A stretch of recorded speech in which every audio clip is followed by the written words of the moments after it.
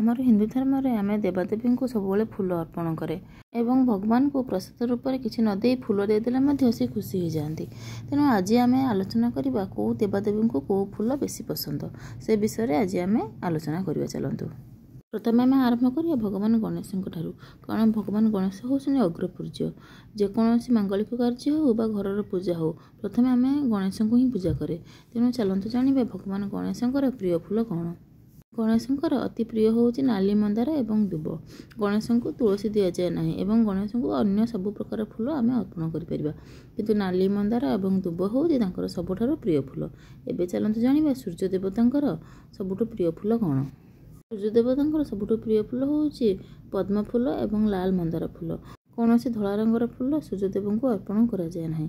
एबे चलंतु जानिबा माँ तुलसींकर प्रिय फूल कौन। किछटा वीडियो मुझे देखी जो लोक मैंने कहते माँ वृंदावती को नाली मंदार दे हेनी कि नाली मंदार दे हे से विषय आम कि बर्तमान डिस्कसन करवानी, किंतु माँ तुलसींकर सबुठ प्रिय फूल हूँ गोलाप फूल। आप गोलाप फूल दे पारे माँ वृंदावती को। एवं चलते जाना महादेव सबुठ प्रिय फूल कौन।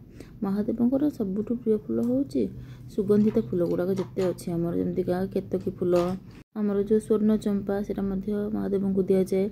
तापर जितेक आम विषाक्त फूल अच्छी अरख फूल एगुड़ाक आम महादेव को दिए, सेगुड़ाक महादेव बहुत प्रिय। एवं चलते जाना महादेव पर जगन्नाथ को कौ फूल बहुत पसंद।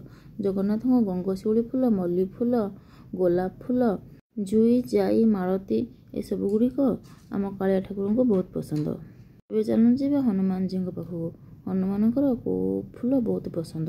लाल मंदार, गोलाप, टगर, तापर कन्यर ए सब फूल आम हनुमान जी को अर्पण करिपरिबा। एबे चलते जानिबा शनिदेवंकर प्रिय फूल कौन। जमीका आमर अरख फूल, ब्लू कलर अपराजिता फूल, जेकोसी डार्क कलर फूल शनिदेवता को प्रिय थाए। एबे चलते जानिबा श्रीकृष्णकर सबुठ प्रिय फूल कौन। श्रीकृष्णकर सबुठ प्रिय होउछि आमर तुलसी पत्र। आम एटा सब जानिछे। ता छड़ा श्रीकृष्ण को गोलाप फूल, मल्ली फूल, चंपा फूल, तापर आमर जो जास्मिन फूल, गेंडू फूल, टगर फूल सब फूल आम श्रीकृष्ण को दे पारिबा। सेमती किछि बारण नाही को फूल न दे पारिबा बोली। श्रीकृष्ण को आम सब फूल दे पारिबा। कृष्ण तमाला, राधा तमाला, कई, चंपा एगुड़ाक श्रीकृष्ण सबुठ प्रिय फूल। एवं जानते जाना प्रभु रामचंद्र को कौ फूल बहुत प्रिय। रामचंद्र को आम सब फूल दे पारिबा, कन्यर फूल को छाड़ी सब फूल प्रभु ग्रहण करती अति खुशी रे। एवं जानते जाना माँ महालक्ष्मी प्रिय फूल कौन।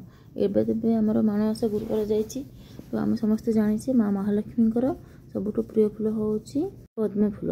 पद्म फूल को छाड़ी आम गोलाप, सेबती ये सब फूल माँ को दे पारिबा। जिते प्रकार सुगंधित फूल अच्छे सब गुड़ाक आम माँ को दे पारिबा। एवं चलते जाना माँ दुर्गा प्रिय फूल कौन। माँ दुर्गा प्रिय फूल हूँ लाल मंदार फूल। एवं चलते जाना माँ पार्वती प्रिय फूल कौन।